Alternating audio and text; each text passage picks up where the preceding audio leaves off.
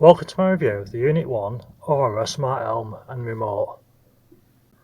So Unit 1 approached me and asked me if I'd be interested in reviewing the products, and I was like, yeah, why not?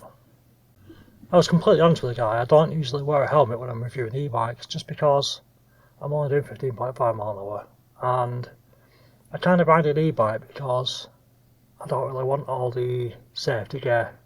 I just want to ride as I am. So I went and had a look at the site, and I kind of like the look of the Aura helmet, and then I noticed they had indicators and I was like, I kind of like that. As much as I don't wear helmets, I also think that e-bikes should have indicators because it makes life so much easier. But obviously they don't, or a lot of them don't, so having them on a helmet is a good compromise. And my first thought after saying yes was, how do you review an helmet? Like it's a hat to keep your head safe, and I'm not going to try and smash my head up to see if it keeps it safe, am I? So, as far as actually testing its safety features, there's not really much I can do. I mean, I'll tell you what they are, and they've already been tested by authorities, so I guess they're kind of reliable. So mine's more about wearing it and what I think of the features. So when I took this out of the box, it's actually really light, and it's a pretty good looking helmet, to be honest, as helmets go. I then followed the powering instructions with the remote, which was very simple, very easy to do, worked straight away, so there's no messing. I tried it on and it fit really nice, and the actual buckle that ties it, it's just magnetic and it just slips in, clicks in so easily, and then unclicks so easily, but it's very, very secure. It's a really nice little system. So next I downloaded the app and connected it onto the app, again nice and easy. When you get onto the app, you can actually customise the helmet in a lot of ways. So basically, with each light, front and back, you can choose between a solid light, a strobe, which is like flickering kind of thing, a flash which is a bit slower but flashing like on off, and then you've got the beacon which goes off and then flashes and then off, then flashes in a nice reasonable pace. You can actually turn either light just off as well if you want it. Then there's the ability to turn up or down the brightness, so obviously the less the brightness, the longer the battery lasts. It kind of gives you an indication of, with your setup, how long it reckons the battery will last, which is a nice little touch. So the helmet has a rain mode, and you can turn it on or off. If you turn it on, it will detect when it's raining and kind of make it flash for you. Now, it doesn't directly detect it, it doesn't like know it's getting wet. It goes off your phone app and basically determines whether it's raining or not through that. It also has a day mode as well, which reduces the amount of light it uses because you don't really need it in the day, and it detects that itself through sensors. Now the irony is I took this out to do my review of the Engway Engine Pro 3.0 Boost, and that bike, it kind of has a brake light but it doesn't. It detects motion and it automatically does it for you. Now the weird thing is the helmet does the same thing. Now I believe the brake light feature is triggered through the remote, so you attach the remote to the bike, and then when the bike suddenly stops, the remote detects it and turns on your brake light, which is really nice. Now the remote also has a left and right button, and when you press either, it'll indicate the direction you're turning. Now there is a slight delay, probably about a second, and then it indicates for 5 seconds and automatically turns itself off. Now if you follow my channel, you'll see I've recently done my CVT, so I now have a motorbike, and some people think that delaying the indicator could be a little bit dangerous, but I don't think that at all. When you do a CVT, one of the things that they tell you is that your indicator is not a promise, it's an indication, so it's suggesting that you're turning in a direction. It's not a promise you're going to do that, it's a suggestion, and that's how you should always treat it. And also, just because you indicate and you tell somebody where you're going, doesn't mean you have the right of passage. Like, you should always check where you're turning before you turn. So you should never rush your indicator. Like, it shouldn't be a last minute thing, it should be a preemptive thing. So I don't really see a problem at all with indicators. It's a really good feature. But having said that, there is a problem with indicators, and it's not the actual function of them, it's the remote. When you put the remote on your bike, it's kind of secured on by an elastic band type thing or a rubber band, and it's not the tightest fit in the world. So when you press your indicators, the actual remote moves on your handlebars.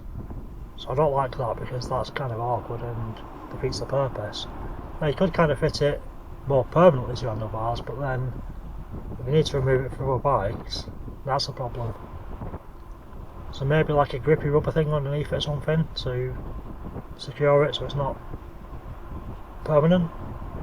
The other thing with the remote is as well, because it's only 2 arrows on it, you should check which direction it's facing before you actually set off, because if it's upside down, left will be right and right will be left, so you need to check that. Now also in the app, it has a crash detection feature that you can turn on or off, and the way it's meant to work is it detects an heavy impact. If it thinks it's heavy enough, it'll ask you if you're alright, it'll give you like a 15-second countdown, and if you're not, it'll ring an emergency contact and tell you you had an accident. Like, you put the emergency contact in and it'll ring them for you, which I think is a really, really good feature.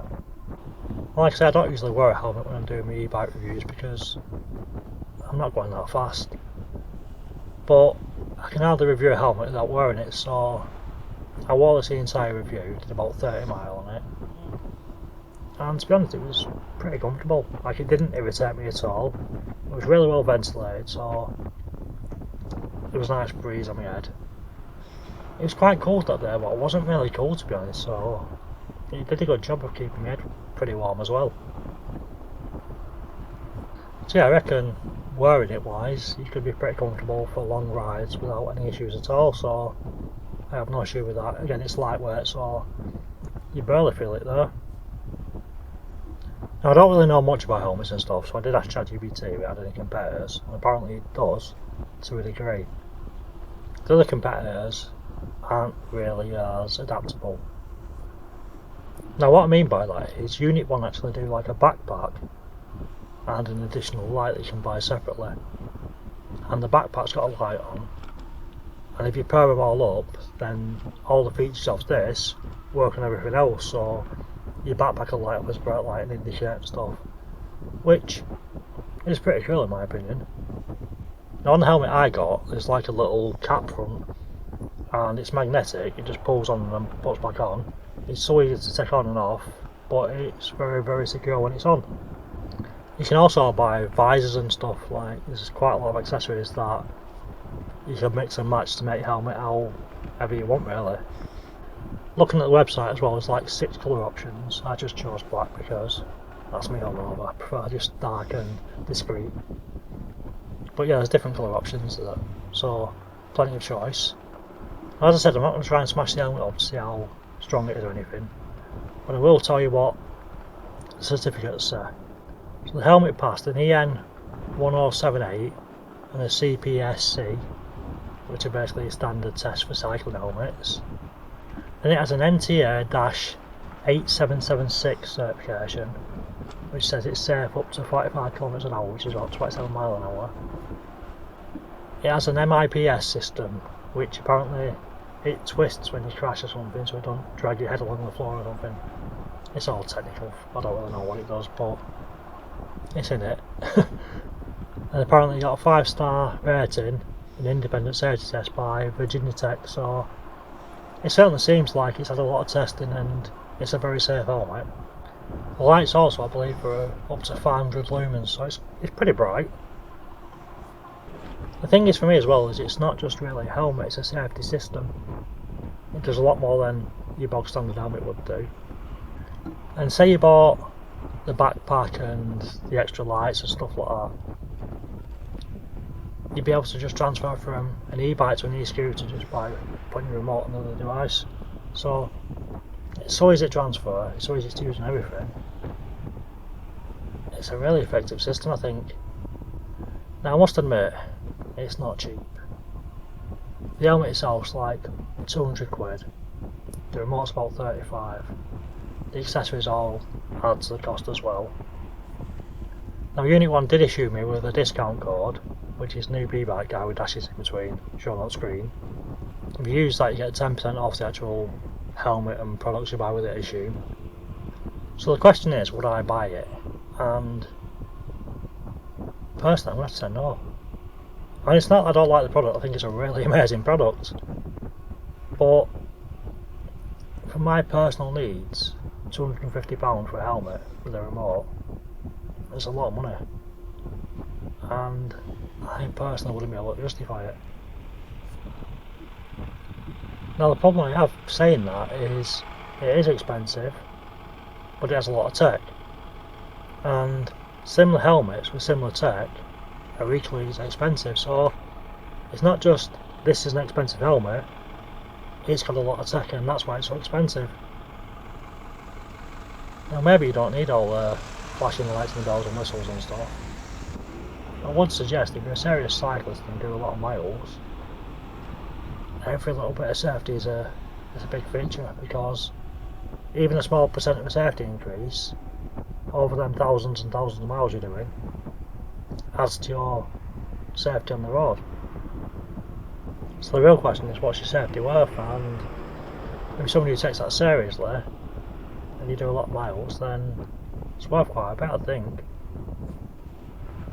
So yeah, my conclusion is, as a product, I absolutely recommend it. I think it's a fantastic product, a lot of good features, and it's really nice. The price is big, but is it worth it to you? That's the question that only you can answer, really. So yeah, I think that's everything covered. If you got this far, thank you for watching. If you like the content I'm making, please do like, share and subscribe, it really does help. Any questions or comments, put in the comments, I'll get back to you. And I'll see you in the next video.